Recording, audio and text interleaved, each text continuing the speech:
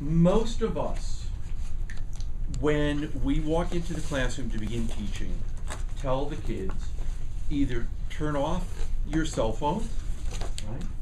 Or maybe you collect the cell phones at the beginning and give them back at the end, right?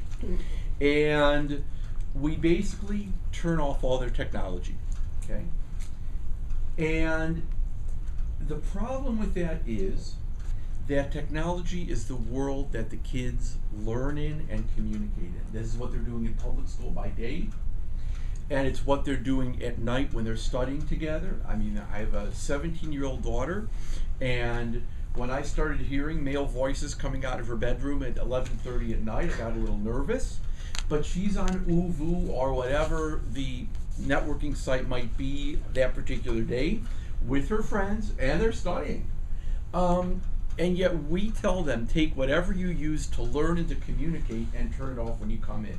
It's a challenge. It's a challenge because we know those things can be distracting. On the other hand, it can also be a source of learning. By the way, don't get nervous about it. I'm going to edit that thing, so like don't get all. I'm getting inhibited. everybody's good side. Don't get all inhibited. Yeah, you know, and really. Not going to edit this. And there you go. So and definitely don't be inhibited by Richie. So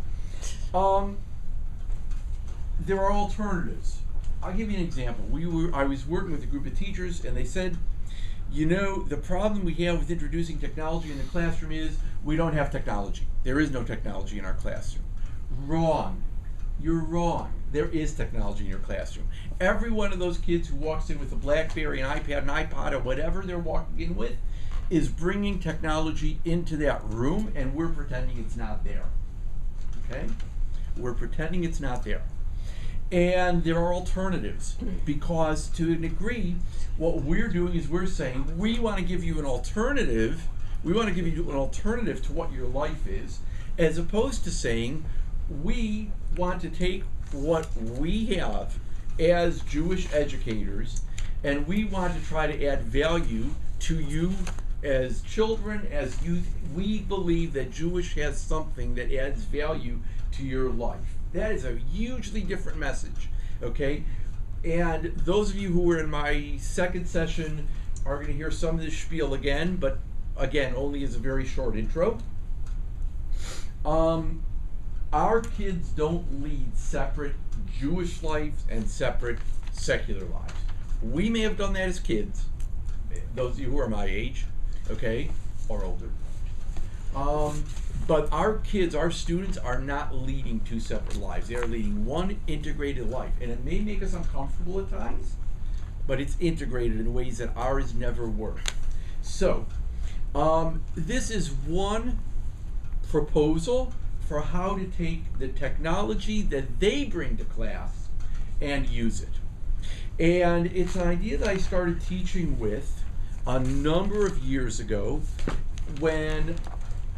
because I happen to love music. I love secular American music. I love some Israeli music. And I was saying, how do we bring music into this classroom? And it didn't make sense to start where I was at. It made sense to start where the teacher, where the students are at. Okay, because I am trying to go into their world. I'm not inviting them into mine. They have no desire to be a 56-year-old Jewish male.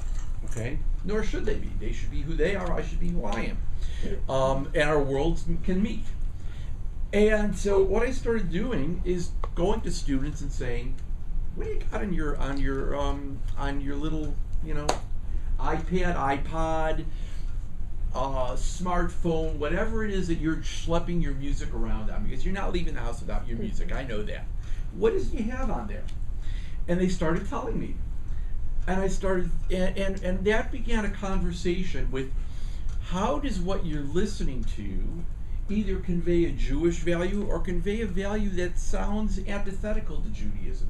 And they're both ways of starting a conversation. And what I'm looking for is not to indoctrinate, not to say you have to have this value, but I'm looking for a conversation, a meaningful way of engaging teens in conversation. And so with that, kids started to bring in their own music. I at first brought in my own little plug-in speakers that could plug into any MP3 player, and then eventually the school wised up and said, we'll get you a player and a couple of cords, and you just right in, and there you go. The technology for really, the cost of a pair of little, miniature computer speakers and a plug-in jack, we're talking near nothing, because the kids are bringing the technology into the room. It's not me introducing it. And once they bring that technology in, they're bringing in the curriculum. So I'm not writing the curriculum anymore, the kids are. And the kids are writing it with their cultural frame of reference, which is the music they listen to.